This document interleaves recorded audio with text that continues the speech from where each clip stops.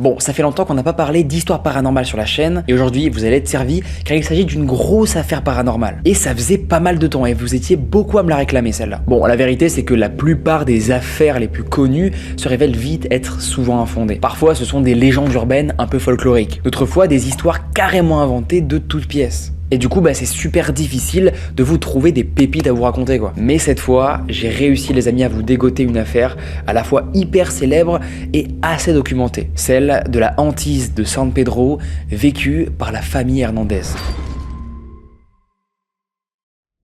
Aujourd'hui, je m'apprête à vous raconter un épisode traumatisant qu'a vécu une famille. Vous verrez, la protagoniste de l'histoire traverse des périodes hyper compliquées, de déprime tout simplement. Je pense que même là on peut dire de grosses déprimes en vrai, et je sais qu'elle n'est pas la seule à vivre ce genre de choses. Vous aussi vous traversez des périodes comme ça, vous rencontrez pas mal de difficultés au quotidien, ça peut être des détresses psychologiques ou des événements assez marquants, et dans ces moments-là, on le sait tous, c'est hyper important d'en parler. Mais malheureusement, on n'a toujours pas les meilleures personnes à côté de nous, ni les meilleures oreilles pour vraiment nous écouter. C'est justement les amis pour cette raison-là que je trouvais ça hyper cohérent aujourd'hui de vous parler du sponsor de la vidéo qui n'est tout autre que BetterHelp. Vous avez déjà dû sûrement le voir passer sur la chaîne, c'est des bons de fou. BetterHelp, pour la faire simple, c'est une application de thérapie 100% en ligne qui vous met en relation avec des psychologues cliniciens et psychothérapeutes inscrits à l'agence régionale de la santé. Des pros qui sont à l'écoute de vos problèmes et hyper bienveillants. Ils sont là pour vous aider au mieux à gérer votre stress, vos périodes de déprime et même les petites choses simples du quotidien. Je sais que beaucoup de personnes parmi la communauté, avec l'arrivée de 2026, traversent des fois des moments assez compliqués, que ce soit de la charge mentale, de l'anxiété ou même pas mal de remises en question.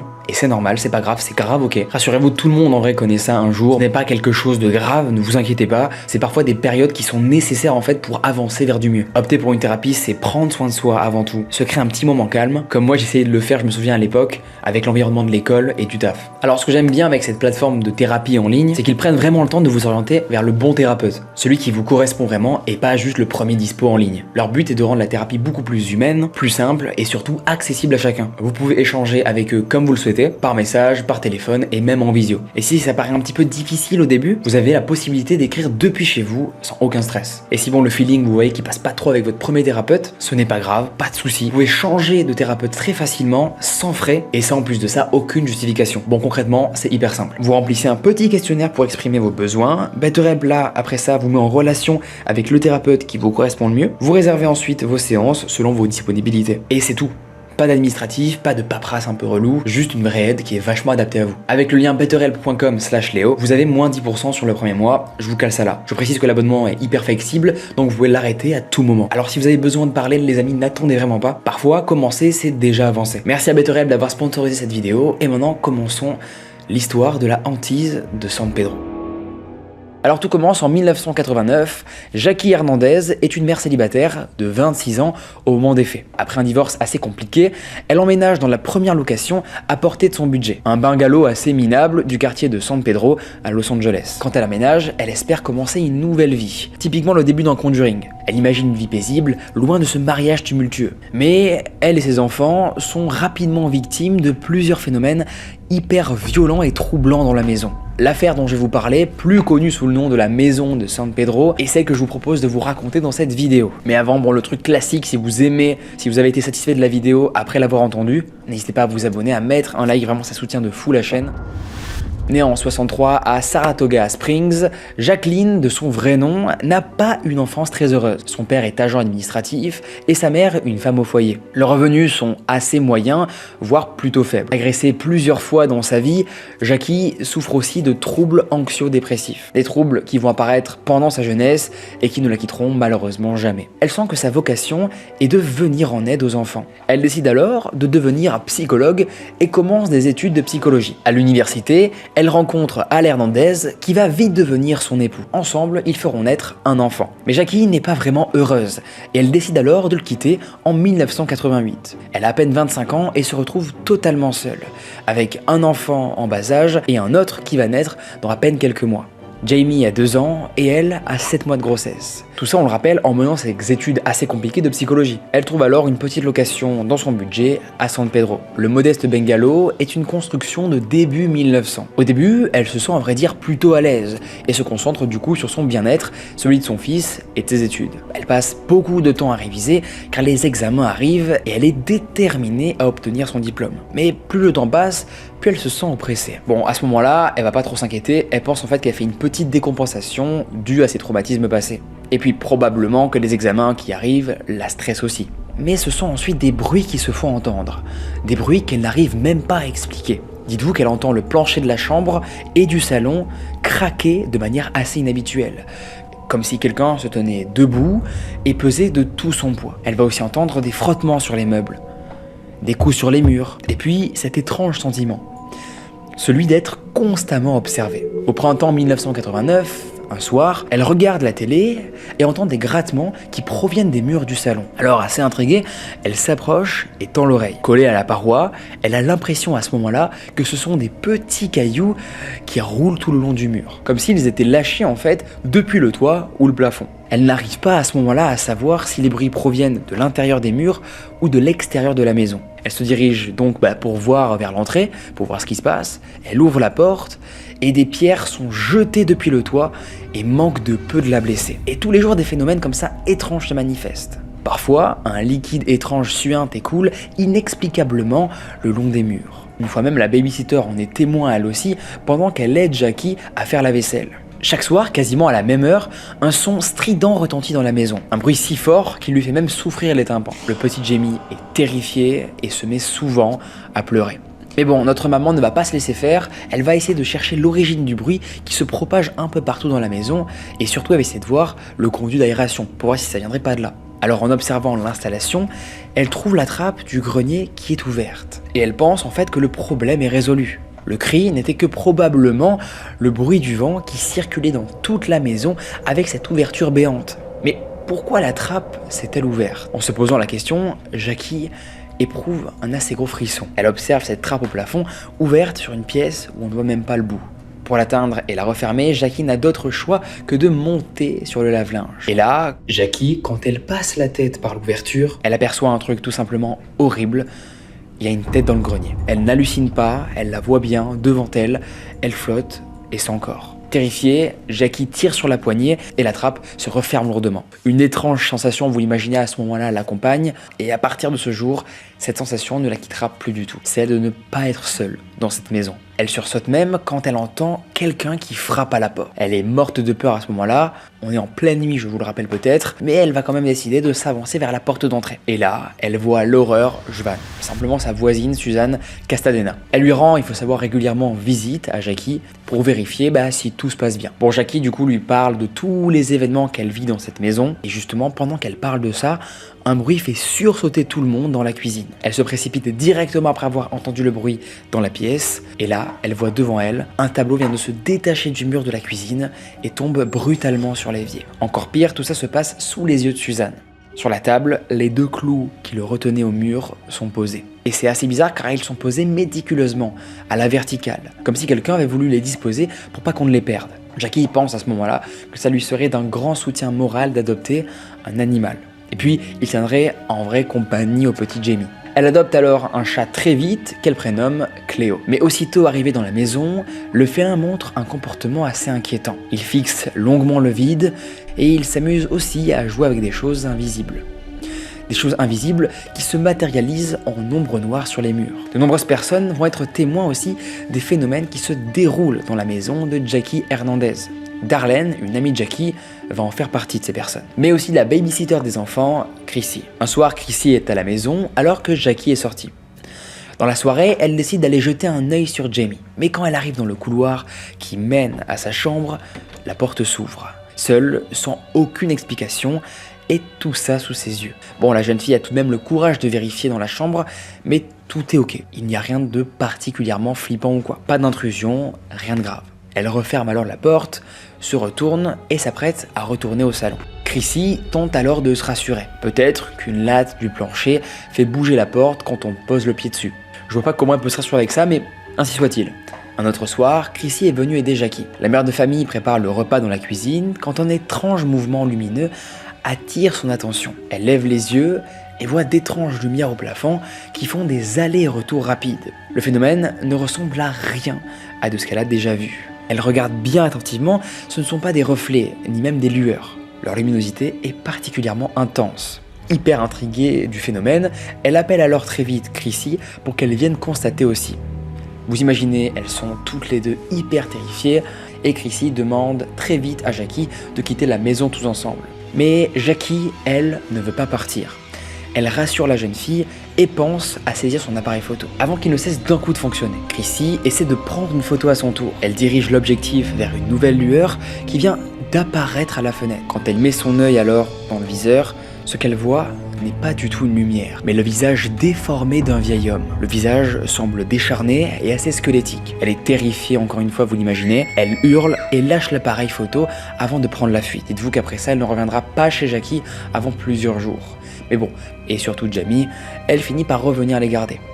Un soir, elle est justement en train de garder le petit qu'elle décide d'aller vérifier dans la chambre si Jamie va bien et dort bien quoi. La maison est silencieuse, se fait plutôt tard à ce moment-là. Elle commence à emprunter le couloir quand elle est happée par une étrange sensation. Devant elle, le couloir s'allonge, se fait de plus en plus long, comme si elle était dans un rêve en fait. Elle a du mal à atteindre la porte qui lui semble lointaine. Soudain, celle-ci s'ouvre et tout redevient normal. Christy regarde dans la chambre, tout apparaît plutôt ok. Mais en regardant de plus près, elle s'aperçoit de quelque chose d'assez perturbant. Elle remarque la silhouette de ce qui semble être un homme allongé avec Jamie dans le lit. Il a une allure assez étrange, comme cadavérique. Il a le regard vide.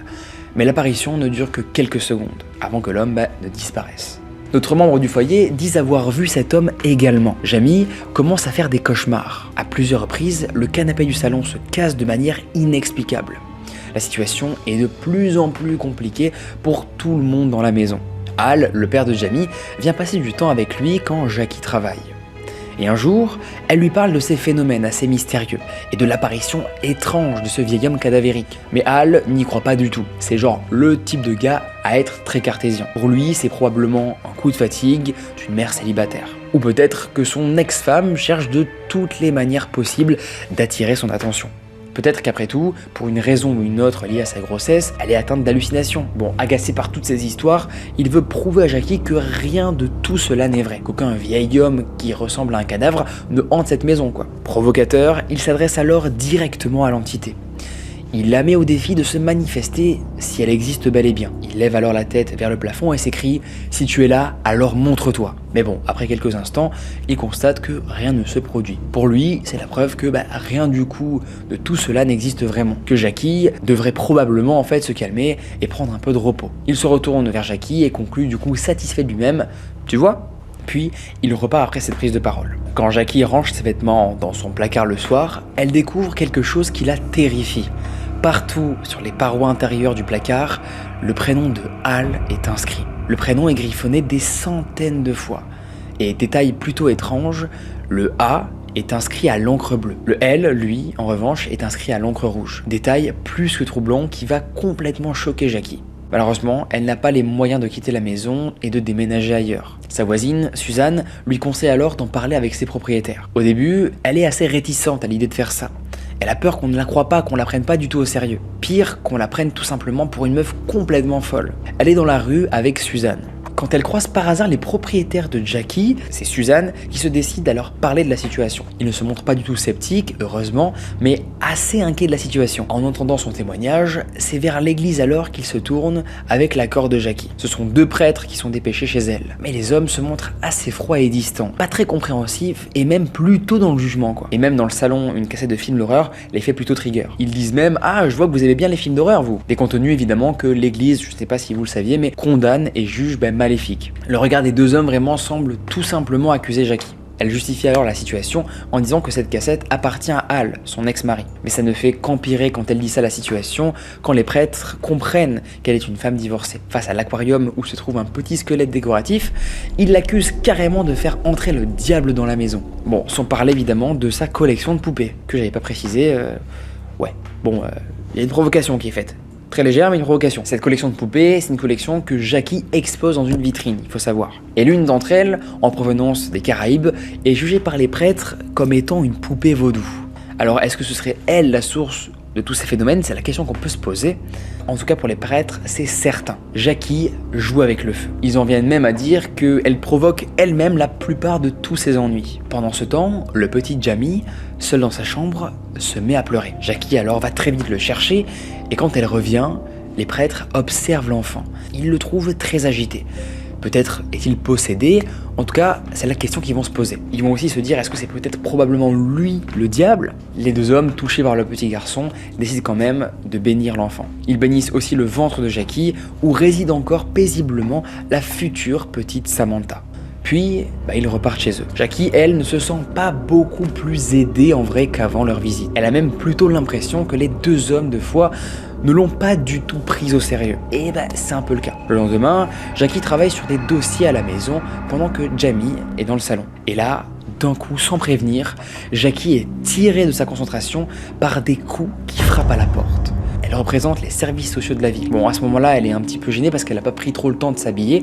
Elle est encore en pyjama en fait. La maison est en bazar et le ménage n'est pas du tout fait. Et malheureusement, à ce moment-là, elle et le foyer donnent une impression assez bizarre. Une impression d'être en fait négligée, et elle a très peur de la réaction de l'assistante sociale. Et on la comprend. Parce que là, vraiment, les étoiles sont alignées pour que l'assistante sociale te retire tout simplement ton gosse. Et celle-ci, d'ailleurs, est là pour une bonne raison. Elle vient effectuer un contrôle après avoir reçu un rapport des deux prêtres. Ils y accusent Jackie, quasiment à terme de sa grossesse, de consommer des stupéfiants.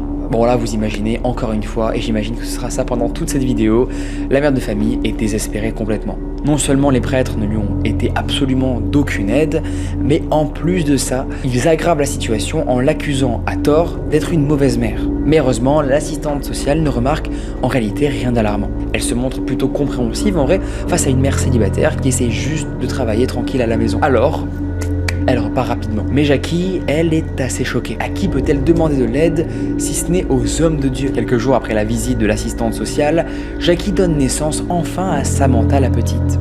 Désormais, elle est seule avec un enfant bas âge et un nourrisson. En plus, encore une fois je vous précise, de ses études en psychologie à côté qu'elle a et qu'elle essaie toujours de mener à bien. Bon, elle est déprimée, désespérée et hyper angoissée à l'idée de ramener ce petit poupon à peine né dans cette effroyable maison où il se passe plein d'événements absolument inexplicables et horribles. Malheureusement, elle n'a pas vraiment le choix, faute d'avoir les moyens pour déménager quoi. Quelque temps après être sortie de la maternité, Jackie se réveille en pleine nuit. Elle vient de faire un horrible cauchemar. Elle se croyait à la place d'un jeune homme assommé à coups de tuyaux de plomb dans le port de San Pedro. Jeté à demi conscient dans l'eau, quelqu'un lui maintient la tête sous l'eau pendant qu'il finit de perdre conscience. Mais la scène ne semblait pas se passer vraiment aujourd'hui. Les vêtements, la configuration du port semblent indiquer en fait que la scène se déroulait dans les années 1930. Même si elle est un peu troublée, Jackie ne prête pas attention très longtemps à ce cauchemar. Elle fait vite abstraction. En réalité, elle s'aperçoit qu'elle a terriblement envie de pisser. Elle se lève alors et se dirige naturellement vers les toilettes. Et là, seule dans le couloir, elle l'aperçoit. Cette silhouette de vieillard qui la fixe pendant plusieurs minutes avant de disparaître. Bon, heureusement, pour l'aider, Jackie peut compter sur ses voisines et ses amis. Un soir, c'est cette amie Jackie qui est chargée de garder les enfants. À l'heure du bain, elle prépare leurs vêtements propres dans la chambre, puis rejoint la salle de bain. Et à ce même moment, elle entend quelque chose d'étrange. Une voix qui semble provenir des murs de la chambre lui interdit aussi de rentrer dans la salle de bain. Darlene a si peur qu'elle préfère ne même pas prendre le risque. Rien n'a disparu, n'a été volé, il n'y a même pas une trace d'intrusion. Pourtant, Jackie se sent extrêmement menacée. En absence d'explication rationnelle, elle cède à la panique. Elle sait qu'il y a autre chose avec elle dans la maison. Une présence assez maléfique. Maintenant, elle ne dort plus de la nuit et tente de rester éveillée au maximum. Elle a peur que la présence s'en prenne à elle et ses enfants si elle s'endort. Évidemment, elle ne les laisse plus dormir seuls dans leur chambre non plus. Alors, elle trouve une solution, elle l'installe en campement de fortune dans le salon pour veiller constamment sur eux. Elle dort donc elle sur le canapé pendant que Jamie est installé sur un petit sofa à côté d'elle. Samantha et elle dans son berceau près d'elle. Chaque nuit est plus angoissante que les précédentes. Une nuit d'ailleurs de février 1898, elle se réveille et entend une respiration dans la pièce. Elle connaît très bien la respiration de ses enfants. Et là, elle ne la reconnaît pas du tout. Elle se lève et recommence à inspecter autour d'elle, complètement terrifiée encore une fois. Elle passe d'abord à la cuisine où elle ne trouve absolument rien de spécial. Puis elle s'engage dans le couloir qui mène aux chambres. La porte, celle de Jamie, est ouverte. Jackie s'approche et regarde à l'intérieur. Sur le lit de l'enfant, elle aperçoit encore une fois une silhouette, celle de ce vieil homme, assis, les bras et les jambes croisés. Il est encore, ce monsieur cadavérique, comme en état de décomposition, ce qui rend la scène encore plus effrayante. Enfin, en vrai, non, peut-être pas le truc le plus effrayant. Le pire, c'est que à nouveau, il la regarde fixement, sans faire quoi que ce soit. Il ne bouge pas à ce moment-là, et Jackie recule de terreur. Quand elle regarde à nouveau dans la chambre, l'apparition a encore une fois, vous l'imaginez, disparu. Ce qui ne disparaît pas par contre, c'est ce froid dans la pièce. Je vais mettre un pull. Stupéfaite alors de cette disparition aussi soudaine, elle reste sur place, immobile. Événement encore pire juste après qui va se produire, tous les volets de la maison s'ouvrent les uns après les autres dans un vacarme complet. Au salon, elle entend Samantha pleurer et elle se précipite. Elle essaie de rassurer les enfants comme elle peut, ne pas leur montrer qu'elle est terrorisée à ce moment-là. Elle passe le reste de la nuit, tremblante de peur,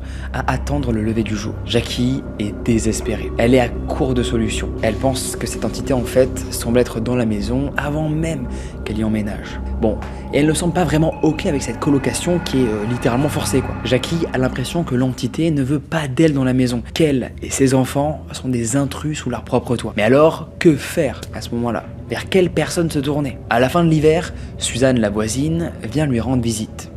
Elle tient dans la main un petit bout de papier. Elle dit à Jackie qu'elle a regardé une émission sur le paranormal où interviennent 3 enquêteurs. The Haunted Queen Mary. Elle suggère alors à Jackie qu'après tout, elle pourrait peut-être leur demander de l'aide.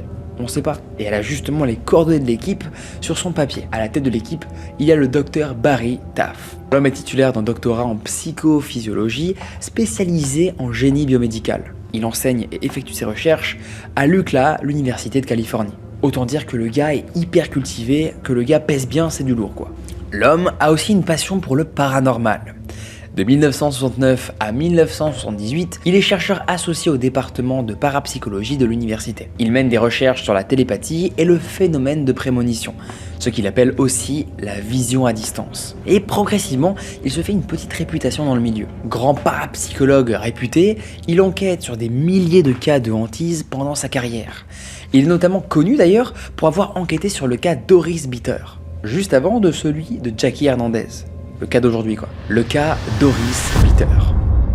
Au cours de sa carrière, le docteur Barry Taff dit avoir étudié presque 5000 cas de hantise supposés. Bon, bien sûr, l'homme est un homme de science et de raison. Il est conscient que la majorité des affaires ne sont pas de véritables cas de hantise. La plupart sont des supercheries issues au mieux d'une grande imagination. Au pire, d'une personne mal intentionnée qui cherche à attirer l'attention et se faire de l'argent littéralement sur du sensationnel. En 1974, Barry Taff est interpellé par une femme dans une librairie. Il discutait d'une enquête en cours avec son associé quand elle s'est approchée. C'est Doris Bitter qui vient d'entendre leur conversation et décide de lui demander de l'aide. Elle lui affirme qu'elle subit des phénomènes inexplicables dans sa maison. Ils sont particulièrement brutaux et inquiétants. Elle affirme avoir été abusée par 3 entités pendant son sommeil. Taff, assez intrigué, accepte le jour même de faire une visite préliminaire au domicile de Doris. Il se rend sur place alors le 22 août 1974 avec son associé de l'époque, Kerry Gaynor. Née Doris McGowan, elle est âgée de 30 ans. Elle est mère d'une petite fille de 6 ans et de 3 garçons qui ont 10, 13 et 16 ans. Les enquêteurs alors questionnent très vite Doris pour comprendre un petit peu l'environnement dans lequel elle vit. Il faut savoir que dans le passé, elle a vécu de très lourds traumatismes, dans son enfance notamment. Reniée par sa famille, elle est livrée à elle-même très jeune. Elle développe un intérêt pour l'occulte et se livre très vite à des séances de spiritisme. S'ensuivent des problèmes de violence conjugale et de toxicomanie malheureusement à l'âge adulte. Maltraitée par ses parents, puis par ses amants, même le rapport qu'elle entretient aujourd'hui avec ses filles est assez conflictuel. Les garçons se battent souvent entre eux, la situation familiale n'est pas la meilleure possible quoi. Son dernier mec d'ailleurs l'a quittée pour ça. La maison qu'elle occupe aujourd'hui avec sa famille est en réalité une ruine insalubre. Si insalubre que les autorités sanitaires de la ville ont décidé de la condamner. Doris l'occupe donc, comme vous l'aurez imaginé, de façon totalement illégale. Avec son emménagement, elle et ses enfants rapportent avoir déjà été témoins de phénomènes assez inquiétants, mais des petites choses insignifiantes qui ne les ont pas inquiétés sur le coup. Rien comparé à ce qu'ils vivent depuis qu'ils ont emménagé sur Braddock Drive à Culver City. D'ailleurs, quelques temps à peine après son arrivée dans la maison, quelqu'un frappe à la porte. Doris ouvre sur une femme étrange. Et avant même que Doris ne lui dise quoi que ce soit, la vieille l'avertit. Tu dois partir. J'imagine vivre ça une fois, non. J'imagine pas, j'ai pas envie de vivre ça, d'accord? Puis la vieille femme sombre et mystérieuse s'éloigne. Mais alors, est-ce que la maison délabrée cache-t-elle un sinistre secret? D'ailleurs, c'est drôle parce que la mécanique d'ailleurs, du fait de toquer et de prévenir du mal qui va arriver dans cette maison, me fait beaucoup penser au film Sinners. Rien à voir du tout, je voulais le dire, ça me faisait kiffer. Car j'ai adoré le film. Quelques mois après, les phénomènes étranges commencent. L'avertissement de la vieille femme prend tout son sens. Les membres de la famille rapportent l'apparition d'une énorme silhouette de 2 mètres de haut. Translucide et brumeuse, elle a l'apparence apparemment d'un homme âgé, encore une fois. Les enfants la surnomment d'ailleurs cette apparition Monsieur qui est-ce. Le vieil homme apparemment marcherait régulièrement autour de la maison. Brian est convaincu là qu'il s'agit de son grand-père et croit le reconnaître. Même si Monsieur Worthheath n'était probablement pas le grand-père du gamin. Tout en réalité un esprit malveillant qui manipule un enfant en se faisant passer pour un proche disparu. Dans la chambre de Doris, elle et son fils le plus âgé ont aussi été témoins de l'apparition de 2 visages. Des visages sombres, aux traits asiatiques, qui semblaient livrer un combat entre eux. Des apparitions régulières, principalement de nature lumineuse, qui se matérialisent physiquement de manière solide. Un jour, d'ailleurs, Doris se fait heurter par l'une d'entre elles dans le couloir. Mais bon, tout ça n'est vraiment rien si on compare ce que Doris va vivre la nuit dans sa chambre. Elle confie aux enquêteurs qu'elle se fait agresser par 3 de ces entités qui se matérialisent. Chaque fois, c'est 2 entités qui lui tiennent les chevilles et les poignets, pendant que la 3e abuse d'elle. Ces agressions terrifiantes laissent Doris tuméfiée et blessée. Elle dit avoir des bleus aux poignets et aux chevilles, mais aussi des blessures au niveau de ses parties intimes, ainsi que ses cuisses et sa poitrine. Une nuit, Brian, son fils le plus âgé, est attiré par le bruit dans la chambre de sa mère. Il a l'impression d'entendre des bruits de coups de gifle. Alors, hyper inquiet, il entre dans la pièce et voit sa mère valdinguer d'un bout à l'autre, propulsée par une force invisible. Il essaye alors là très vite de l'aider, mais il sent lui-même une force qui la repousse et le projette contre le mur derrière. Face au récit de la jeune femme, Barry Taff décide d'enquêter. Il décide cependant de ne pas approfondir les rapports d'agression intime de Doris, de concentrer l'enquête sur les apparitions en général. L'enquête durera en tout 6 semaines durant lesquelles Taff et Gaynor reviennent à plusieurs reprises. Lors de la 2e visite, quelques jours plus tard, une amie de Doris se joint au groupe. Candy affirme avoir des dons de médium. Les enquêteurs demandent à visiter alors l'intégralité de la maison. Dans la chambre de Doris, ils remarquent que les températures sont particulièrement froides, beaucoup plus que dans les autres pièces de la maison. Les enquêteurs rapportent aussi une odeur nauséabonde, semblable à de la chair en état de décomposition avancée. Alors qu'ils inspectent chaque pièce de la maison, les enquêteurs entendent d'un coup un cri. C'est Candy. Elle les appelle et les informe qu'elles sont une présence dans la chambre. Très vite, alors les enquêteurs accourent.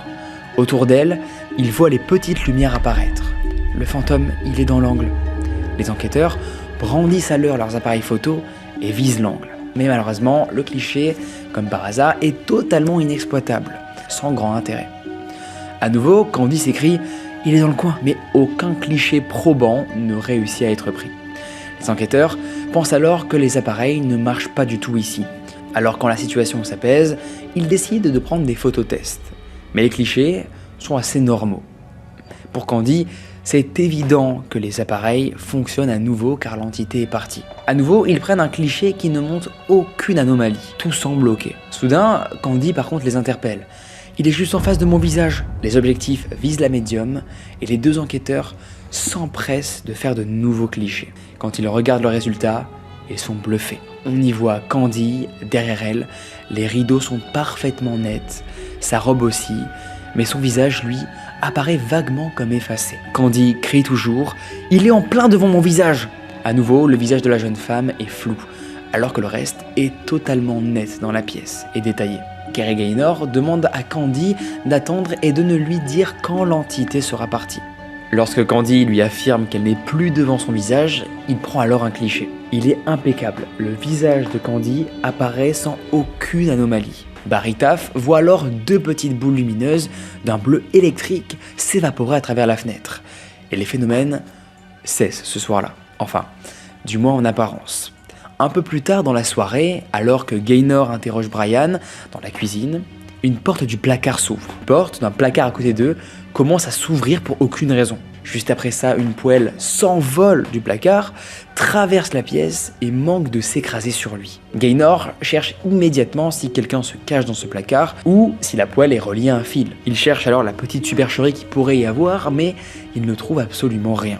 Évidemment, durant l'investigation, les enquêteurs tentent de prendre des photos des phénomènes. Mais les caméras fonctionnent plutôt mal. Sur chaque cliché, il n'apparaît que des formes floues, brumeuses. Rien de très probant quoi. Ils reviennent une troisième fois, accompagnés cette fois-ci d'un photographe. À chaque visite, les enfants sont de plus en plus anxieux et ont peur de ce qui va se passer en fait. Quand elle entre dans la chambre de Doris, elle sent aussi l'horrible puanteur. L'odeur est si intense qu'elle lui donne la nausée. Ce soir-là, ils sont tous témoins d'apparitions lumineuses assez inexpliquées. Des sortes de petits flashs lumineux qu'on n'arrive pas trop à déterminer. Quand la photographe rentre alors chez elle cette nuit, elle se sent hyper mal. Si mal qu'elle va vomir avant de pouvoir enfin aller se reposer dans son lit. Mais Barry Taff, lui, n'a pas fini son investigation, il n'a pas dit son dernier mot chez le fameux Doris Bitter. Pour la 4e fois, il revient toujours accompagné de Gaynor. Cette fois, son idée est de pratiquer une séance de spiritisme pour entrer en contact avec l'entité qui tourmente Doris. Durant la séance, les enquêteurs sont à nouveau témoins d'apparitions lumineuses, encore une fois inexpliquées. Des lumières fortes, presque tridimensionnelles, qui changent de forme et varient d'intensité. Certaines d'entre elles s'approchent fortement du cercle qu'ils forment. Fort de ce résultat, la fois d'après, Barry Taff revient avec 3 autres membres du département de parapsychologie, dont Thelma Ross, la directrice du département de recherche. À nouveau, il conduit une séance de spiritisme et les lumières apparaissent devant les yeux de tous. Des lumières de couleur vert printemps. Surprise, Doris jure et les lumières s'intensifient, comme en réponse à ses prières. Les enquêteurs tentent alors de voir s'ils peuvent communiquer avec ces lumières, si elles sont capables d'interagir avec eux. À leur grand étonnement, les lumières réagissent à leurs questions par des petits flashs d'intensité. Ce soir-là, alors qu'elle est dans la salle de bain, Doris entend un bruit qui provient du salon. Un tableau vient de tomber violemment. Quelques jours plus tard, elle et son fils sont dans la cuisine, quand ils voient 2 bougies léviter au-dessus de l'évier, avant d'être propulsés sur eux et de blesser Doris au bras. Des blessures que Doris ne manque pas de faire constater à Taff et à Gaynor lors de la visite suivante. Lors de sa 6e, Barry Taff est accompagné d'une 20aine d'étudiants du département de parapsychologie. Et ce qui est fou, c'est que là, tous sont témoins de la matérialisation de ce qui semble être un buste d'homme musclé. C'est d'abord la tête qui prend forme, puis les épaules. La lumière s'étire ensuite vers le sol jusqu'à une forme humanoïde. L'apparition est composée de lumière anormale, vert clair et semble en 3 dimensions. Mais ses contours restent flous, indéfinis. Puis elle se dissipe soudainement et disparaît. Tout le monde reste silencieux, effrayé après avoir vu ça, vous imaginez. Le phénomène est si impressionnant que 2 étudiants s'évanouissent. Ils ne voudront plus jamais revenir dans la maison. Durant la soirée, plusieurs de ces étranges lumières sont filmées. Sur les images, on peut voir l'une d'entre elles se matérialiser en arc dans toute la pièce. L'origine de l'apparition défiant, selon les enquêteurs, toute explication logique et rationnelle. Ou alors est-ce que tout ça est une simple anomalie classique du cliché pris avec les appareils photo de l'époque? Soit un appareil photo instantané, donc un Polaroid, et un autre appareil qui avait aussi un 35 mm. Ces anomalies, il faut le savoir, elles sont très fréquentes. Elles peuvent être causées par la présence d'un objet très fin près de l'objectif. Ou encore ça peut être une manipulation accidentelle, ou pas en vrai, ça peut être aussi pas du tout ça, de la molette d'exposition. Pour les plus sceptiques, les clichés ne peuvent pas être ceux de boules de lumière qui auraient été photographiées en plein mouvement. Pourtant, les enquêteurs ont tenté de prendre ces apparitions lumineuses en photo coûte que coûte. Et ça, sous tous les angles. Ils vont jusqu'à scotcher des tableaux noirs sur les murs du salon pour avoir les meilleures conditions de prise de vue. Lors de la 7e visite, Gaynor demande à la présence de se manifester. Il la met au défi de démonter sa force en enlevant les tableaux des murs sous leurs yeux. Il ne faut pas 5 secondes pour que l'entité réagisse.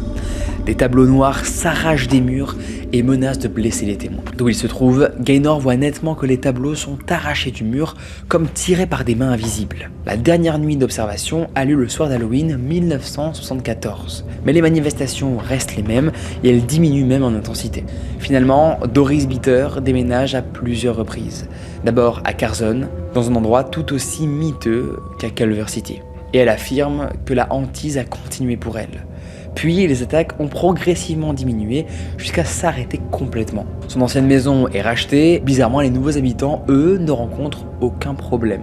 Doris Bitter, elle, décède en 1999 à l'âge de 58 ans, des suites d'une insuffisance respiratoire. Brian, son fils, à son chevet, dit avoir vu apparemment des bouts de lumière s'élever du corps de sa mère après son dernier souffle. Comme si un petit peu la hantise qui l'a tourmenté l'avait enfin quitté avec sa mort. The Entity sort en 1983 et rend le cas Doris Bitter mondialement célèbre. Barry Taff, lui, travaille ensuite comme consultant pour des organismes gouvernementaux, des entreprises et des forces de l'ordre, notamment la CIA et le FBI. Évidemment aussi en consultant des films et documentaires. Aujourd'hui encore, personne ne peut vraiment expliquer véritablement les phénomènes étranges qui se sont déroulés au 11 547 Braydock Drive à Culver City. Selon Barry Taff, le cas de Doris Bitter présente pourtant une similitude avec celui de Jackie Hernandez. Des personnes profondément tourmentées par leurs soucis personnels, en détresse émotionnelle. Sans parler de la théorie répandue qui veut que des enfants en détresse émotionnelle puissent être à l'origine de phénomènes qui paraissent inexplicables. La théorie dite de la mauvaise petite fille qui ici s'applique au fils de Doris. Des conditions familiales et émotionnelles qui sont également celles qui traversent Jackie Hernandez et sa famille. Retour à la hantise de San Pedro. Suzanne, l'amie de Jackie, en est certaine. Le docteur Taff et son équipe peuvent l'aider. Mais Jackie, elle est moyen chaud pour parler à nouveau. Son ex-mari la pense complètement folle et les prêtres l'accusent en plus de se droguer, vous imaginez. Elle a franchement peur d'en parler à nouveau. Encore plus à une émission de télévision. Flemme d'être exposée et que tout le monde se fout de sa gueule quoi. Suzanne respecte son choix et n'insiste pas. Mais elle laisse tout de même le papier à Jackie. Peut-être finira-t-elle par se sentir prête à demander à nouveau de l'aide. Quand Suzanne part, Jackie attaque la vaisselle. Elle met ses gants de ménage et plonge ses mains dans l'eau mousseuse. Quand elle les ressort, elle découvre avec horreur qu'elles sont pleines de sang. Comme si elle n'avait pas plongé ses mains dans l'eau, mais dans une mare de sang. Elle panique et pense d'abord qu'elle a dû se blesser. Mais quand elle enlève les gants, elle ne trouve aucune blessure sur ses mains. Elle se retourne et voit le même liquide sanguinolent qui suinte des meubles. Puis, des murs. Jackie se précipite hors de la cuisine. Au salon, elle fouille dans le couloir d'une commode et c'est là qu'elle a laissé en fait les coordonnées des enquêteurs que Suzanne lui a donnés. Une fois le papier en main, elle se décide enfin à les appeler. C'est sa toute dernière solution, elle en a plus d'autres. Elle commence à avoir réellement peur pour sa vie et la vie de ses enfants. Si eux ne peuvent pas l'aider, alors personne en vrai ne pourra le faire. L'équipe d'enquêteurs accepte de rendre visite à Jackie le mardi 8 août 1989. Taff se montre assez intéressé par l'affaire et il espère capturer des images des phénomènes paranormaux de la maison. Il a d'ailleurs apporté tout le matériel possible qu'il avait chez lui. Appareil photo, détecteur infrarouge, magnétophone, etc. Vous connaissez la suite. Avec lui le caméraman Barry Conrad et le photographe Jeff Wavecraft. Cet ancien instituteur est plutôt sceptique quand il arrive sur les lieux du tournage. Larry Brooks, un journaliste local, est aussi présent à ce moment-là, ainsi que le bon vieux Hal, le père des enfants. Il venait justement leur rendre visite ce soir-là. Et Jackie en profite pour qu'il s'occupe d'eux pendant que les enquêteurs sont présents. Elle lui a expliqué la raison de leur visite. Bon, lui ne croit toujours pas au délire de son ex-femme, la folle quoi. Mais il espère justement que les enquêteurs ne trouvent rien et mettent fin à tout ça. À peine arrivé, l'équipe déballe son matériel. Les enquêteurs ont bon espoir de repartir avec des images de phénomènes paranormaux. Le docteur Taff propose alors à Jackie de l'interroger. Elle et Suzanne, la voisine, qui a aussi été témoin des événements. Il veut enregistrer leurs témoignages concernant tous les phénomènes qu'ils ont vécus dans cette maison. Jackie se sent hyper embarrassée.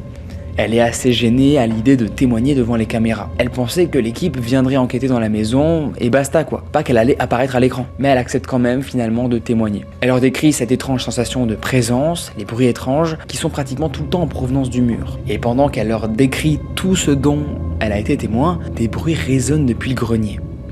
Des bruits lourds, comme si un rongeur pesant 90 kg se déplaçait. Certains membres de l'équipe même se sentent oppressés à ce moment-là.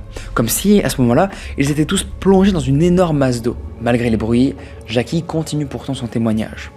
Elle leur parle aussi de la silhouette et de la tête sans corps qu'elle a littéralement vue flotter dans le grenier. Quand son discours est brutalement interrompu par les lumières qui s'éteignent toutes en même temps. Bon là on peut se poser une question, le compteur a-t-il disjoncté ? Y a-t-il une panne d'électricité? Pour Jackie, c'est évident. L'entité est contrariée par la présence des enquêteurs. Puis, le courant revient aussi vite qu'il s'est coupé et la lumière se rallume. Jackie reprend alors son témoignage, là où elle s'est arrêtée. En regardant Jeff Wavecraft, elle lui trouve un air particulièrement sceptique. Pour cause, lui ne croit pas du tout au surnaturel. Barry Taff, lui, propose d'aller prendre des clichés au grenier. Comme l'homme n'est pas vraiment effrayé, il se montre volontaire et même plutôt provocateur. Pendant qu'ils se dirigent tous dans la buanderie pour atteindre la trappe, qui rejoint d'ailleurs le grenier, il glisse à son collègue « Il fera sûrement froid en enfer avant que je croie à la présence d'un fantôme dans cette putain de maison. » Pendant ce temps, Al, lui, est allongé dans la chambre des enfants avec eux. Il entend vaguement les discussions de Jackie avec les enquêteurs dans les autres pièces. Mais là, soudain, une voix surgit de nulle part. « Dis-leur de ficher le camp d'ici !» Al se relève brusquement et constate que personne d'autre n'est dans la pièce. Personne d'autre que lui et les enfants. À cet instant, un cri perce la maison depuis le grenier. Dans la buanderie, Jeff Wavecraft saute depuis la trappe. Il est blanc, tout pâle, et il tremble. Il arrive à peine à expliquer ce qu'il vient de voir. Une fois arrivé dans le grenier, il explique qu'une force invisible lui a arraché son appareil des mains. Pendant que tout le monde tente de le rassurer, le caméraman, lui, va chercher son matériel. Il est bien décidé à y aller à son tour pour essayer de prendre des images du grenier. Avant de retourner dans les combles, les enquêteurs pensent à une hypothèse. Quelqu'un pourrait-il s'introduire peut-être dans le grenier par un passage inconnu ? Un visiteur indésirable, mais humain, pourrait-il être à l'origine de tous ces étranges phénomènes qui tourmentent Jackie ? Barry Conrad se hisse à son tour par la petite ouverture du plafond qui conduit au grenier. Il allume alors un projecteur qu'il a emporté avec lui et éclaire la pièce. Mais par contre, la caméra qu'il a sur lui cesse de fonctionner quasiment aussitôt qu'il l'allume. Il la fait passer alors au reste de l'équipe dans la buanderie qui change du coup la batterie et là, il constate que la caméra fonctionne très bien. Mais quand Barry pourtant la récupère et tente à nouveau de l'allumer, elle cesse de fonctionner. Pendant ce temps, Jeff Wavecraft la rejoint et cherche son appareil. Il le retrouve en 2 morceaux. Le boîtier est dans une vieille caisse en bois. L'objectif, lui, repose au sol près de la trappe. À ce moment, les enquêteurs sentent une odeur nauséabonde. Une odeur fétide, particulièrement forte, comme s'il y avait un cadavre à proximité. Pris de panique, il se précipite alors vers la trappe pour sortir. Mais Jeff s'écroule et fait tomber Barry avec lui. Il rampe et arrive enfin à atteindre la sortie. Une fois dans la buanderie, Jeff Wavecraft affirme avoir senti une main squelettique le pousser violemment dans le dos. Les caméras, elles, se remettent inexplicablement à marcher, alors qu'elles ne fonctionnent pas du tout dans le grenier. Les enquêteurs en profitent pour faire le maximum de prises de vue, quand des bruits résonnent au grenier, au-dessus de la buanderie où ils se trouvent. Des bruits étranges, lourds, qui ne ressemblent pas à ceux d'un humain, mais plutôt d'une créature gigantesque. Jeff Wavecraft trouve alors le courage de bondir sur le lave-linge en dessous de la trappe. Debout, il tend un micro pour tenter de capter les bruits du grenier. D'ici, il peut aussi voir la pièce. Il est surpris de voir 3 petites boules lumineuses apparaître sous ses yeux. « Oh, une lumière, une lumière !» À peine a-t-il le temps de dire ça que les lumières disparaissent d'un coup. À leur place, une silhouette sombre et massive est apparue. Une ombre qu'ils décrivent équivalente à 3 hommes de taille adulte qui se tiendraient côte à côte. Durant quelques secondes, Jeff Wavecraft voit la créature se déplacer dans le grenier, avant de disparaître rapidement. Si rapidement d'ailleurs qu'il n'a même pas eu le temps de prendre des photos du phénomène. Après quelques instants, sans que rien d'autre ne se passe, les enquêteurs jugent alors qu'ils peuvent remballer leur matériel. Jackie se sent déçue à ce moment-là et surtout trahie. Elle pensait qu'il l'aiderait en fait à résoudre ce problème, mais bon, pas du tout. Elle prend conscience là surtout qu'ils ne sont venus que pour obtenir des images sensationnelles. Face à sa colère, le Dr Taff la rassure. Selon lui, elle ne risque rien du tout. Il sort, suivi donc du journaliste Larry Brooks. Barry Conrad et Jeff Wavecraft, eux, restent discuter avec Jackie et Suzanne dans la maison. Soudain, ils s'aperçoivent à ce moment-là qu'une étrange substance suinte d'une armoire accrochée au mur. Ils observent le meuble, tentent d'identifier une cause rationnelle, mais ils ne trouvent aucune explication. Heureusement, ils pensent à prélever un échantillon de l'étrange matière. Envoyé à un laboratoire médico-légal, les analyses révèlent que c'est du plasma sanguin, la partie en gros liquide du sang, de couleur dorée, qui contient certaines cellules sanguines. Pire, il s'agit d'un plasma issu de sang humain. Bon là je quitte la maison, même si je dois dormir peut-être sur un toit, je quitte la maison. Peut-être que sur le toit je serai en sécurité, Pas à l'abri de la pluie, mais en sécurité peut-être, des entités. 3 mois après cette première visite, le 3 septembre, Jackie est dans la maison avec ses enfants. Il regarde tranquillement la télévision quand des bruits résonnent encore une fois au fond du couloir, derrière la porte fermée de la chambre de Jamie. Jackie a l'impression que quelqu'un est en train de s'amuser avec les jouets de son fils. Son impression se confirme brusquement quand un ballon de plage rebondit jusqu'à dans le salon à ses pieds. Puis, c'est une bouteille de Pepsi qui est projetée à travers la pièce. Cette nuit encore, la mère de famille est incapable de trouver le sommeil. Tard dans la nuit, assommée par la fatigue, elle sent une force inexplicable qui s'abat sur elle. Elle se sent écrasée et suffoque sous un poids invisible. Jackie en est certaine. Cette fois, elle va mourir pour de bon. Juste avant qu'elle ne perde connaissance, le phénomène s'arrête subitement, ce qui lui permet de reprendre sa respiration. Elle se redresse, encore essoufflée, et voit une batte de baseball pas loin d'elle sur le sol. Décidée à se défendre, Jackie se lève et l'attrape. Sur la défensive, elle se dirige dans la cuisine. À chaque instant, elle s'attend à voir apparaître quelque chose. Elle est dans le couloir quand elle entend des craquements au grenier. Bon, Jackie le sait très bien que cette entité, ce vieil homme, considère le grenier comme son territoire. Mais elle n'en peut plus. Elle veut reprendre le dessus dans sa propre maison. Munie d'une lampe torche et de sa batte, elle se dirige vers la buanderie, monte sur le lave-linge et ouvre la trappe. Jamais encore, elle n'est entrée dans le grenier. Elle se hisse et provoque l'entité. Prête à l'affronter, elle lui demande de se montrer. Pendant un instant, rien ne se passe. Puis, d'un coup, un visage se matérialise dans le faisceau de lumière de la lampe de poche. Jackie a si peur qu'elle sursaute violemment et tombe à la renverse par la trappe. Elle s'écrase malheureusement plus bas sur le sol de la buanderie. Mais au moins, elle n'est plus dans la même pièce que cette horrible créature qui la tourmente. Encore allongée sur le sol, elle lève les yeux vers la trappe et là, elle aperçoit brièvement le visage du vieil homme avant que la trappe ne se referme. Jackie, elle en peut plus. Elle craint pour sa vie et surtout celle de sa famille. Alors le 4 septembre, elle attrape ses enfants, attrape le combiné sans fil du téléphone fixe et se rend dans le jardin. D'ici, elle appelle Barry Conrad. Quand il répond, il se trouve en présence de Jeff et de Gary, un de ses anciens camarades de classe. En entendant la voix paniquée de Jackie, il la bascule en haut-parleur. Elle les supplie de venir la chercher. Ils comprennent qu'elle est complètement terrorisée avant d'entendre un cri, puis plus rien. Ils décident de se rendre chez elle pour lui venir en aide. Quand ils arrivent dans les environs d'1h du matin, Jackie est sous le porche. Elle tient ses enfants endormis contre elle. Quand elle les voit arriver, elle est rassurée. Et elle raconte comment elle vit un enfer. Selon elle, quelque chose à l'intérieur de la maison ne veut pas d'elle et cherche à la faire fuir. Elle leur décrit les derniers événements. Alors, assez intrigués, les enquêteurs décident de pénétrer dans la maison. Matériel en main, ils font le tour de chacune des pièces. Les chambres d'abord, puis la salle de bain, mais ils ne trouvent rien du tout. Mais ils savent que l'épicentre des phénomènes se trouve au grenier. Et ils décident donc, vous aurez deviné, à partir de la maison, van évidemment. Ils vont tout simplement faire le pire choix, aller au grenier, foncer. Bon en vrai ça Jackie c'est cool, mais force à eux quand même. Barry, lui, préfère rester auprès de Jackie. Suzanne, alertée après les bruits chez sa voisine, les a rejoints aussi. Arrivé dans le grenier, Jeff raconte à Gary les attaques dont il a été victime la dernière fois. Pendant une vingtaine de minutes, il inspecte les moindres recoins de la pièce. Mais il ne trouve absolument rien d'anormal, encore une fois. Quand d'un coup, une boule de lumière orange traverse la pièce sous leurs yeux, avant très vite de s'échapper à l'extérieur par une des lucarnes. Surpris par la manifestation furtive, Jeff n'a eu le temps de prendre aucun cliché. Mais il allume sa caméra, prêt à mitrailler si le phénomène se reproduit évidemment. En bas, Jackie, Suzanne et Barry se sentent de plus en plus nerveux, quand d'un coup, un claquement de doigts secs résonne dans la pièce à 3 reprises. Jackie a peur du pire. Elle se retourne vers la trappe qui mène au grenier et crie à Jeff et Gary de redescendre. Suzanne, elle, tente d'apaiser la situation pour ne pas aggraver la panique qui commence à s'emparer d'eux.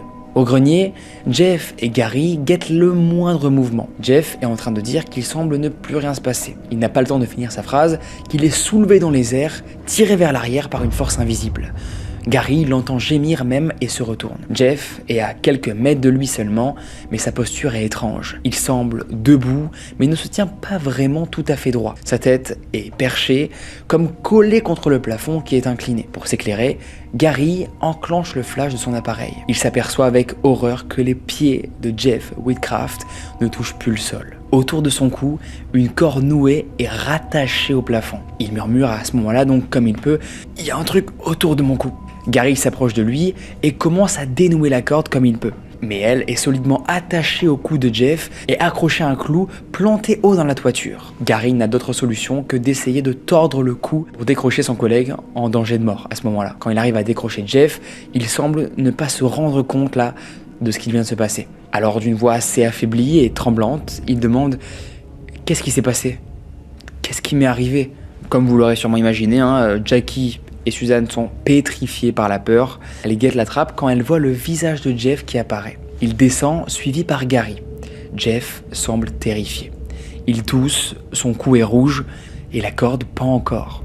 Quand Jeff lève à nouveau les yeux vers la trappe, il semble réaliser ce qui vient de se passer. Choqué et terrifié, il s'écrie « Je dois sortir d'ici à tout prix, il vient de l'enfer ». Puis il se dirige vers l'évier pour laver ses plaies. Barry décide alors de le filmer et de zoomer sur ses blessures pendant que Gary leur raconte ce qui vient de se passer. Et il leur dit que s'il n'avait pas été là, Jeff aurait fini par être étranglé dans le grenier et sûrement décédé quoi. Cette nuit-là, après le départ des enquêteurs, Jackie remarque une marque rouge inexplicable sur le front de sa petite Samantha. Jusqu'ici, l'entité ne s'en était jamais pris aux enfants. Mais cette fois-ci, Jackie craint qu'ils ne soient aussi en danger. Elle décide alors que ce sera leur dernière nuit dans cette maison. Plus tard, quand Barry Conrad dérush les vidéos, il aperçoit que Gary a réussi à enregistrer une boule de lumière orange. Elle passe derrière Jeff quelques instants après sa pendaison avant de disparaître aussi par la lucarne. Un peu plus loin, sur la bande, c'est une orbe qui est visible. Elle apparaît au-dessus de la tête de Jeff alors qu'il se tient dans la cuisine et qu'il discute avec Suzanne. Pourtant, sur le coup, personne n'a vu ces lumières. Barry Conrad pense alors peut-être que les insectes auraient pu parasiter l'image. Il analyse, image par image, sur ordinateur, mais il n'arrive à déceler aucun indice qui confirme sa théorie. Il monte ensuite les bandes au docteur Kate Dobray. Selon un expert, les insectes n'auraient pas pu provoquer ces petites formes lumineuses qui se déplacent rapidement. Seules les lucioles, en vrai, peuvent produire de la lumière, comme ça. Et formelle, ce ne sont pas des lucioles que l'on voit sur les photographies. Jackie, elle, finira par trouver une solution pour partir de la maison. En octobre 1989, elle loue alors un mobil-home sur Tugar Street, à Weldon, en Californie. Elle espère que l'éloignement de la maison mettra fin enfin à toute cette histoire, que tout ça est enfin derrière elle. Al, son ex-mari, la rejoint. Ensemble, ils tentent de recoller un petit peu les morceaux comme ils peuvent. La vie reprend son cours tranquillement, même si Jackie, traumatisée, a du mal à dormir la nuit. Et puis finalement, Al la quitte à nouveau. Elle se retrouve alors encore une fois isolée, loin de ses proches et de sa famille. Elle passe son temps au téléphone pour discuter avec eux. Et puis, en mars 1990, les phénomènes recommencent. Les bruits étranges se font entendre, depuis un hangar à l'arrière de la maison. Jackie et ses enfants, réveillés par les bruits, voient apparaître les mêmes boules lumineuses qu'à San Pedro. Jackie comprend que son calvaire n'est pas fini du tout, que l'entité les a probablement suivis jusqu'ici, à presque 500 km de San Pedro. D'autant qu'elle n'est pas la seule à avoir des apparitions. Tina Lever, la nouvelle babysitter des enfants, est aussi témoin des phénomènes. Dans le hangar, elle et Jackie aperçoivent parfois flotter d'étranges silhouettes noires. Pour se rassurer, Jackie demande souvent à sa sœur de venir passer du temps avec elle et les enfants. Un soir, elle voit d'ailleurs toutes les deux apparaître devant elle une forme brumeuse sombre à l'entrée. Dans une chambre, le couvre-lit s'enflamme tout à coup, sans aucune explication. Un jour même, James et Janice Silcott, les nouveaux voisins de Jackie, viennent l'aider à bouger sa télé. Mais bon, pas tellement en vrai, parce que James, sur l'écran, il va voir le reflet d'un vieil homme décharné. Son regard est malveillant et son air est plutôt méchant. James a la terrible sensation que l'entité est prête à bondir à tout instant de l'écran et s'en prendre à eux. Il en parle à sa femme, qui lui dit l'avoir vu aussi. En les entendant décrire cette apparition, les doutes de Jackie se confirment. Le vieil homme est toujours avec eux. Désespérée, elle rappelle alors donc Barry Conrad. Face à la détresse de la jeune femme, il accepte de lui rendre visite à nouveau. On est donc maintenant le 13 avril 1990 et ils se rendent donc à leur domicile avec le bon vieux de l'époque, Jeff Whitcraft. Tina, la babysitter, est présente elle aussi avec Jackie. Les enquêteurs proposent à nouveau de les interviewer. Mais elles veulent passer à l'action. Tina propose de tenter de communiquer avec l'entité grâce à une planche de Ouija. Très mauvaise idée de faire ça, c'est fou. Bon, c'est un moyen classique certes, mais considéré tout de même très risqué. Rentrer en communication avec des esprits comme ça, je pense pas que ce soit l'idéal. Mais bon, ainsi soit-il, c'est son choix. C'est un de ses amis, il faut savoir, qui lui a prêté en fait à Tina cette planche de Ouija quand elle lui a parlé des manifestations qu'elle voyait chez Jackie. Et elle insiste, elle est déterminée à communiquer avec le vieil homme qui hante Jackie pour savoir tout simplement ce qu'il veut. Et peut-être ainsi lui venir en aide, lui permettre de passer de l'autre côté, de le libérer ainsi que Jackie. Il accepte, mais bon, il est quand même très sceptique. Il pense que il va rien se passer dans ce nouveau logement. Jackie allume alors quelques bougies, puis il s'installe autour d'une table sur laquelle la planche de Ouija est posée. Aussitôt, ils sentent la température ambiante se refroidir. Le temps est plutôt doux et les fenêtres sont toutes fermées. Mais l'air se refroidit au point de devenir glacial. Jackie se relève pour allumer le chauffage et se réinstalle dans le cercle. Barry et Jeff, eux, constatent que leurs caméras ne veulent pas fonctionner malgré les batteries chargées à bloc. Une fois tout installé et concerté, ils mettent leurs doigts sur la goutte. Aussitôt, elle réagit et effectue des petites allées et venues sur la planche. Barry Conrad mène malgré lui la séance et pose ses questions. Êtes-vous vraiment un fantôme ? La table à ce même moment commence à trembler et la goutte se dirige nettement sur le oui. Les flammes, les bougies vacillent, certaines s'éteignent même comme soufflées par une présence invisible. Jackie intervient à son tour. Combien de fantômes résident parmi nous ? À nouveau, la table se met à trembler. Leurs chaises aussi malgré leur poids adulte. Une réponse se forme lettre par lettre. Les fantômes sont autour de vous. À force des questions, ils réussissent finalement à en apprendre plus. L'entité se présente à eux comme un homme qui a été assassiné dans les docks alentours. Né en 1912, il dit avoir été noyé à Pedro Bay en 1930. Il habitait à l'époque dans la maison de San Pedro, occupée plus tard par Jackie. Jackie comprend que le cauchemar, seul à propos du jeune homme attaqué et noyé dans le port, n'en est finalement pas vraiment un. Et si l'entité s'en est prise à Jeff Wavecraft, victime de pendaison dans le grenier à San Pedro, c'est pour une raison en fait précise. Il ressemblait peut-être à son assassin. Barry Conrad demande alors à l'entité s'il y a une personne qu'elle déteste parmi eux. La goutte désigne nettement les 4 lettres. J-E-F-F. Jeff. À cet instant, encore sur sa chaise, Jeff Wavecraft est projeté en arrière et s'écrase contre le mur. L'impact est hyper violent. Wavecraft est inconscient. Tina et Jackie se mettent à hurler. La mère de famille se précipite instinctivement dans la chambre de ses enfants. Tina, elle, s'enfuit.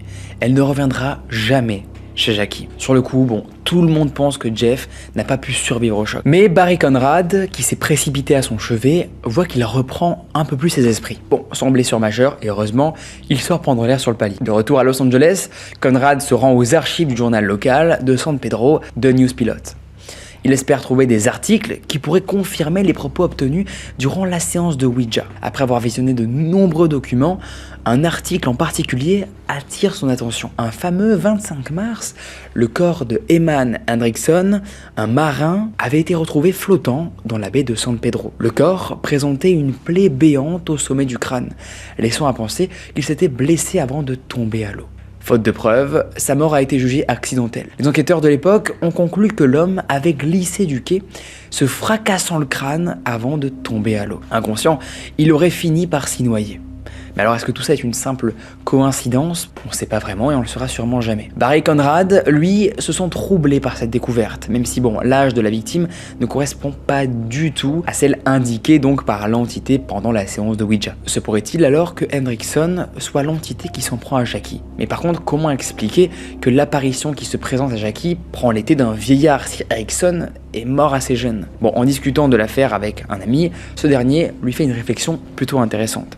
Il devrait examiner à nouveau la corde retrouvée sur Jeff lors de l'incident dans le grenier. Après tout, Hendrickson était marin, et les marins utilisent régulièrement des cordes et maîtrisent pas mal les nœuds. Après examen, le nœud sur la corde en question ressemble à celui utilisé par les marins en pêche. Pour avoir un autre avis, Barry Conrad montre la corde à Luke Kulgis. Ce pêcheur de San Pedro lui confirme qu'il s'agit bien d'un nœud utilisé par les marins, et précisément un nœud de chaise traditionnellement employé à bord des navires marchands. Barry Conrad décide de retracer alors l'histoire de la maison que Jackie Hernandez jouait à San Pedro. Mais alors, est-ce qu'il va y trouver des preuves du passage d'un soi-disant marin qui revient d'outre-tombe pour s'en prendre à la famille Hernandez ? Après tout, les lieux ne peuvent-ils pas, d'une certaine manière, avoir leur propre mémoire? Une mémoire stockée par l'environnement qui pourrait ressurgir sous forme de phénomènes paranormaux, des phénomènes que l'on pourrait percevoir sans en comprendre vraiment l'origine ni la nature. Bon, en effectuant des recherches sur le bungalow de San Pedro, Barry Conrad découvre des informations hyper intéressantes. Le bâtiment est construit par John Damon, puis il a servi à une époque de résilience pour accueillir pendant leur séjour ici, San Pedro étant une très grande ville portuaire historique. Pour Barry Conrad, toutes ces informations confirment la présence de l'entité du marin Hendrickson. Quant au vieil homme que Jackie aperçoit, se pourrait-il que ce soit John Damon, le premier propriétaire de la maison. Bon, Jackie, elle, à Weldon, supporte assez mal l'éloignement de sa famille. Elle décide alors de revenir vivre à San Pedro et emménage cette fois dans un petit appartement de West Street. Quoi qu'il arrive, l'entité l'avait suivi dans le mobil-home. Alors autant qu'elle soit auprès de ses amis et de sa famille, quoi. Et effectivement, à peine a-t-elle emménagé que les phénomènes se reproduisent et se poursuivent encore. À nouveau, les lumières fantomatiques apparaissent et traversent la pièce rapidement avant de disparaître pour ne laisser aucune trace. Les luminaires au plafond se balancent sans aucune raison, de manière assez inexplicable. Les bruits aussi reviennent, ces fameux grattements étranges dans les murs. Bon, je vous fais pas la liste de tous les événements qui vont se passer de très chelous. Les appareils électriques se mettent encore à fonctionner sans aucune intervention humaine, les objets se déplacent tout seuls. Je vous ai clairement fait la liste, pardon pour ça. Mais bon, tout ça va s'arrêter parce que oui, on va arriver au printemps 1990. Jackie, à cette époque-là, aperçoit une de ces petites boules lumineuses désormais habituelles. Mais celle-ci semble briller plus que toutes les autres et attire particulièrement son attention. Et elle est assez lumineuse pour être vue dehors, en plein jour, devant l'entrée. Quand Jackie l'aperçoit, la lumière se met en mouvement. Intrigué, Jackie décide de la suivre. La lumière la conduit en direction du cimetière de San Pedro. Parmi les allées de tombes, elle se dirige vers une sépulture et s'arrête, avant de disparaître. Sur la tombe, un nom, celui de John Damon, le premier propriétaire du bungalow de San Pedro. À partir de ce jour, les apparitions du vieil homme ne se font plus du tout. Et les manifestations se font à partir de ce jour-là beaucoup moins fréquentes. Mais l'âme de Hendrickson, elle, ne semble pas encore être passée dans la lumière.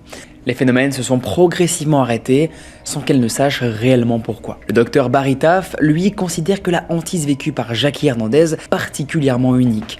Il est rare d'avoir des cas de hantise où l'entité s'en prend également aux enquêteurs en dehors du lieu concerné. Il estime que les problèmes émotionnels que Jackie traversait à l'époque ont attiré peut-être ces entités maléfiques. Les émotions négatives, la tristesse, la colère sont comme en fait peut-être pour les esprits une faille dans laquelle ils s'engouffrent. En 1997, quelques années après les événements, Barry Conrad décide de publier un récit, son récit. Il est accompagné d'un documentaire du même nom qui regroupe les archives de l'affaire, vidéos, photos et enregistrements. Bon, Jackie, elle, reste vivre à San Pedro. La petite Samantha était trop jeune lors des événements pour se souvenir de quoi que ce soit. Jamie, lui, a parfois encore du mal à s'endormir le soir. Mais globalement, ils vont tous bien. Jackie trouve ensuite un emploi de responsable administrative dans un cabinet comptable. Les années passent sans aucun nouvel incident, la vie continue et elle devient grand-mère. Interviewée, elle dit ne plus avoir peur de mourir depuis qu'elle a subi cette hantise, puisqu'elle a compris qu'il y a quelque chose après la mort, que ce n'est finalement peut-être pas la fin en fait. Avec du recul, elle a compris que les âmes venues la tourmenter, elle et ses enfants, étaient probablement des âmes en peine. Des entités en fait enfermées dans leur vie passée de vivant comme dans un éternel enfer en fait. Elle estime malgré tout avoir eu la chance de pouvoir être témoin de tous ces phénomènes, de les vivre et de les voir de ses propres yeux. Alors les amis, j'aimerais vous poser l'éternelle question. Est-ce qu'on est sur une supercherie de Jackie, de toute sa famille? Est-ce que c'est un délire collectif ou une véritable hantise qu'on avait sous nos yeux pendant toute cette vidéo, pendant toute cette histoire? Certains mettent en doute en vrai l'affaire de la maison de San Pedro.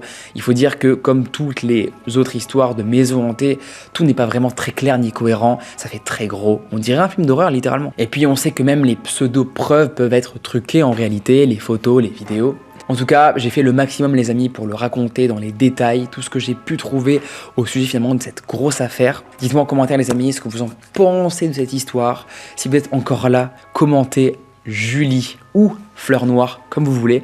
C'est ma scripteuse qui m'aide à faire tous les scripts, une personne tout simplement adorable qui est vraiment trop forte dans son domaine. Et avec elle d'ailleurs, on vous prépare une petite surprise. Je vous dis rien, n'hésitez pas à deviner dans les commentaires. Vous aurez la chance d'avoir l'information pour ceux qui sont encore là, que je prépare une surprise et ça c'est déjà génial. Merci beaucoup pour avoir suivi cette vidéo les amis, merci encore d'être nombreux à suivre les formats abonnés, les vidéos paranormales et les futures enquêtes paranormales. J'espère que vous serez nombreux.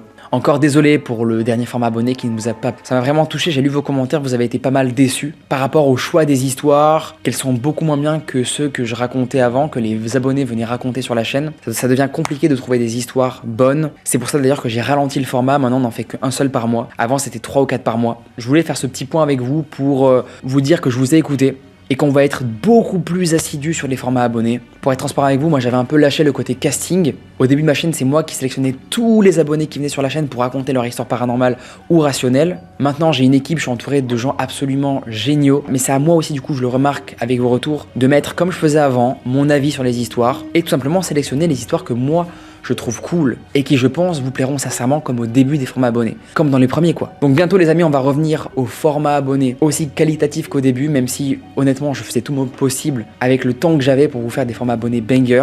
On va aussi éviter les histoires du coup qui se répètent, comme vous me l'avez dit souvent. Des fois les histoires sont racontées en doublon sur ma chaîne, donc parce qu'en soi ça reste la même histoire et on découvre pas une nouvelle histoire, c'est dommage, c'est vrai. Mais bon voilà, j'ai compris vos retours, j'en suis conscient. J'essaie vraiment les amis de faire au max pour que les vidéos soient qualitatives, que ce soit au niveau du montage, au niveau du son, au niveau de l'ambiance du décor. J'espère que vous kiffez autant les vidéos, merci encore de me suivre et on se dit à très vite du coup pour une prochaine vidéo. Dormez bien, enfin du moins essayez, parce qu'après ces histoires, je pense que ça va être un peu compliqué. Des bisous tout le monde.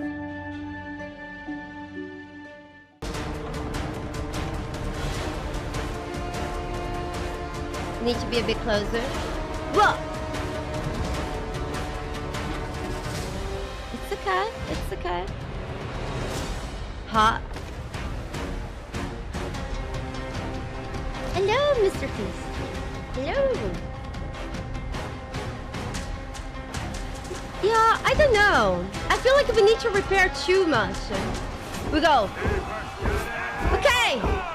Sailors, get ready. Hold on. Hold on. Go! Come on. We shoot that guy. Can we actually climb here? Yes. We stored him up. We fuck him up. We need to kill 7. Oh God! I have no food! Holy shit! No! Shit! I didn't realize I had no food! Fuck! And no what? Oh, this is so bad! I forgot to eat the food! Damn it! Damn it! Oh my God! Maybe I should always have the goddamn food eaten. Do you think they're still gonna be there? Do we go on the tiny ship? We go! Oh God, this is gonna take forever. It's okay, they're still there! We go! We go! Tiny ship! Tiny ship! Tiny ship! We go! You guys remember to eat your food. So, look. If we have bacon and eggs, our max... Hold on, you guys cannot see my max health. You guys can see my max health now. You see how tiny it is? We got one-shotted. If we eat bacon and eggs, it doubles. I forgot to eat before the fight. We have more food in the ship. Yeah, this is the baby ship from the bumping of ships earlier. Yeah. Cheers.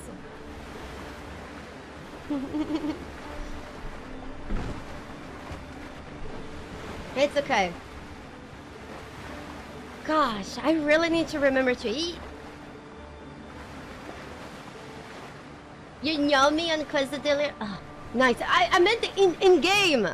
Eating game.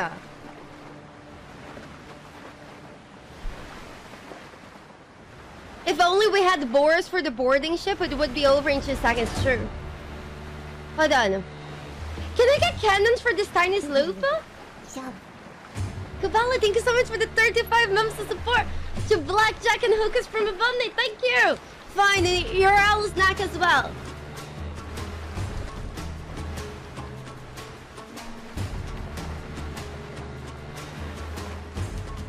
Is my ship here?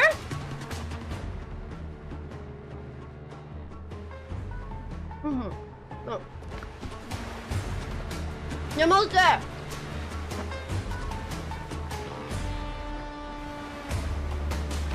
There we go. I do know some shanties, but we sing shanties after the fight.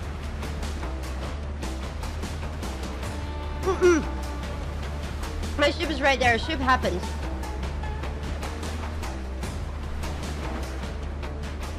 We go.